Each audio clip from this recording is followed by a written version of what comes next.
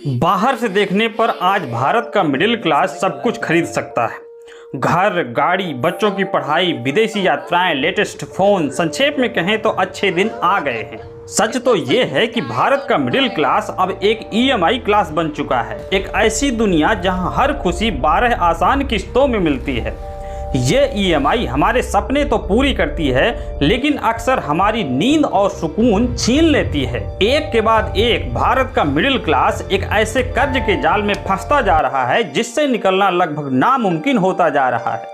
और सबसे चौंकाने वाली बात यह है कि हम में से ज्यादातर लोगों को शायद इसका एहसास तक ही नहीं है। आज हम इसी अदृश्य जाल का पर्दाफाश करेंगे और जानेंगे कि इससे बचने का रास्ता क्या है। एक EMI खत्म नहीं होती, दूसरी शुरू हो जाती है। एक क्रेडिट कार्ड का बिल भरने के लिए दूसरे कार्ड का इस्तेमाल होता है और दूसरे का भरने के लिए तीसरे का। आंकड़े देखिए और समझिए संकट कितना बड़ा है। पिछले सिर्फ 3 सालों में भारत में क्रेडिट कार्ड का इस्तेमाल 50% बढ़ गया है। आज भारत के हर परिवार पर औसतन लगभग 5 लाख रुपए का कर्ज है और ये कर्ज अब बिजनेस बनाने के लिए नहीं, बल्कि घर चलाने, फोन खरीदने और स्कूल की फीस भरने के लिए लिया जा रहा है। नतीजा, आज हमारी बचत पिछले 50 सालों में सबसे निचले स्तर पर है।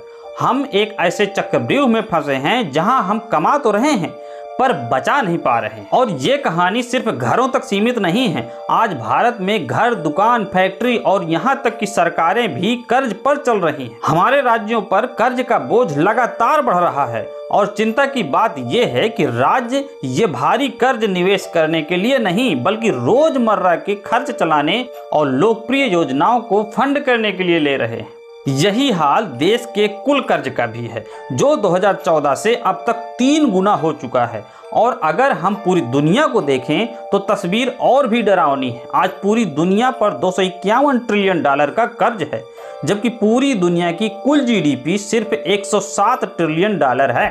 मतलब घर हो या दुनिया, सब कर्ज पर चल रहे हैं। लेकिन जब कर्ज इतना ज्यादा हो तो अंत सुखद नहीं होता। तो सवाल ये है कि हम इस जाल में फंसे कैसे।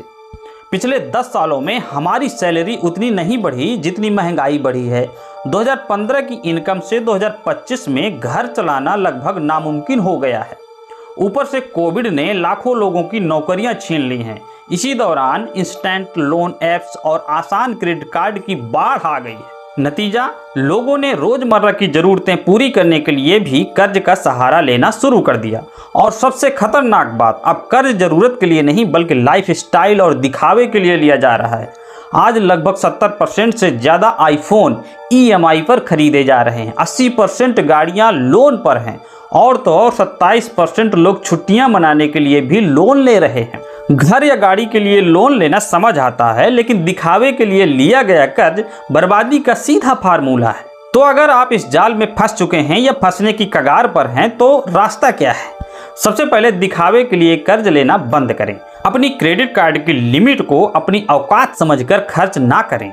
और दूसरा सबसे जरूरी कदम, अपनी और अपने परिवार की सुरक्षा के लिए एक वित्तीय कवच तैयार करें। आज के माहौल में हेल्थ इंश्योरेंस और टर्म इंश्योरेंस कोई विकल्प नहीं बल्कि एक जिम्मेदारी है। सोचिए, कल कोई मेडिकल इमरजेंसी आ गई तो लाखों का खर्च आपके पूरे बजट को तबाह कर देगा और आपको गहरे कर्ज में डुबो देगा। एक अच्छा हेल्थ इंश्योरेंस आपको इसी तबाही से बचाता है और टर्म इंश्योरेंस यह सुनिश्चित करता है कि अगर आपको कुछ हो जाए तो आपका परिवार सड़क पर ना आए। दोस्तों, सरकारें और बड़ी कंपनियां तो अपना कर्ज माफ कर लेंगी, लेकिन मिडिल क्लास को कोई रियायत नहीं। इसलिए कोई नया गैजेट कर्ज पर लेने से पहले अपने परिवार की सुरक्षा के बारे में सोचें। पहले अपना इमरजेंसी फंड बनाएं, फिर अपना इंश्योरेंस कवर चेक करें। अगर यह वीडियो आपकी आंखें खोलने में कामयाब रहा तो इसे हर उस दोस्त और रिश्तेदार के साथ शेयर करें जिसकी आप परवाह करते हैं। मिलते हैं नेक्स्ट वीडियो में।